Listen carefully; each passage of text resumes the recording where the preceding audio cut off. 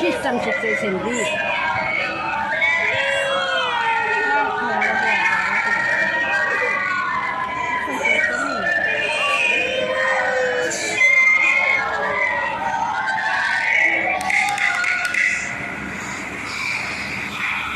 আগামীকাল ছুটির দিন, তোমরা অনেকে বাসায় যাবে, অনেকে এখানে থাকবে, কিন্তু আমাদের একটা জিনিস মাথায় রাখতে হবে, আমরা এই দুনিয়ায়